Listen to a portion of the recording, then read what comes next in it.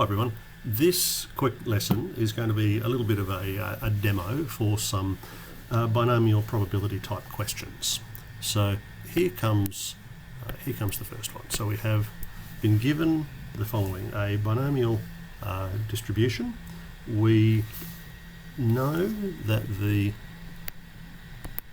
lower limit is minus 1.41.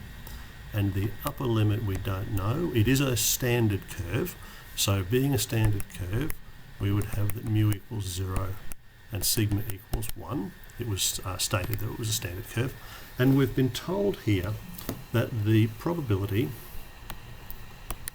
minus 1.41 less than z, less than this unknown z. We've been told that the probability between those two bounds there is decimal 7997.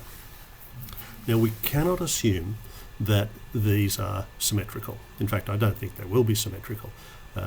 So what we need to do then is we need to find or split this expression into two left-tailed expressions.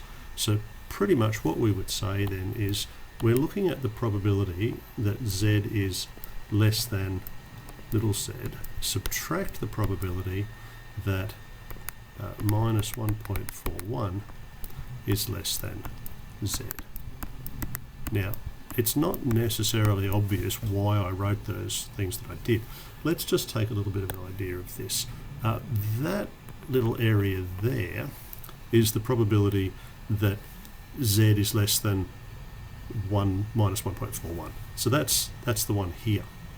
Let's call that area 1 if you like. And so that's what that expression there is, area 1.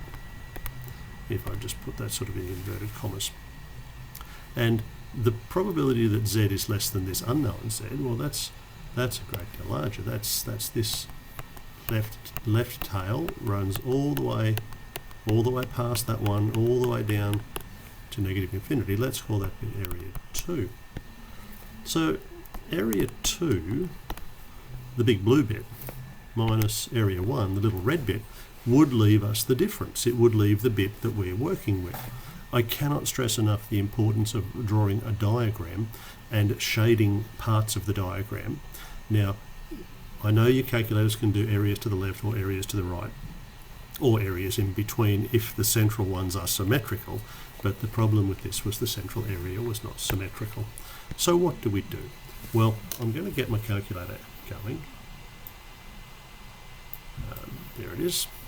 And the first thing I want to do is, I can actually calculate that one.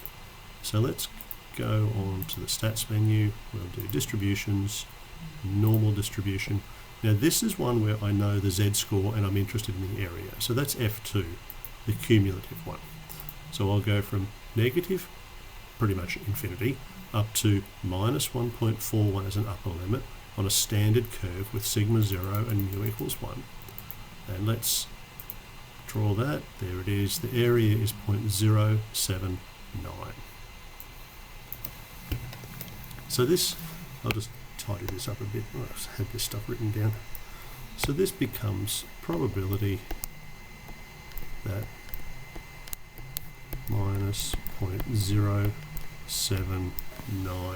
actually the next digit was a 3, equals 0.7997. So the probability then that z is less than some unknown small value, we have to add that 0.0793. Let's see, 3 and 7 is 10, add a 1, that's 10 plus 9, that's 19, add the 1, that's 17, carry the 1 is, there it is, that's the probability that z is less than z. So that 0.879, that represents what I've shaded there in blue, the left tail area or probability all the way up to the unknown value. And again, that's a problem for use on our calculators. So let's just bring the calculator back onto the screen there to view. Now we go back a bit. Distributions, normal distributions. This time I know the area, but I don't know the z-score. This is an inverse probability question. So there it is, left tail. That needs to be changed, 0.879. Standard curve, so sigma and mu, and there, let's calculate. That tells me that the z-score is 1.17. So we go, therefore, z equals 1.17 by the use of our graphics calculator. So that's a nice little example of how we use the calculator to do these types of questions. Always we're going to have to take the upper value, the left tail area, and subtract the lower left tail area. And that's how we do that. Thanks for watching.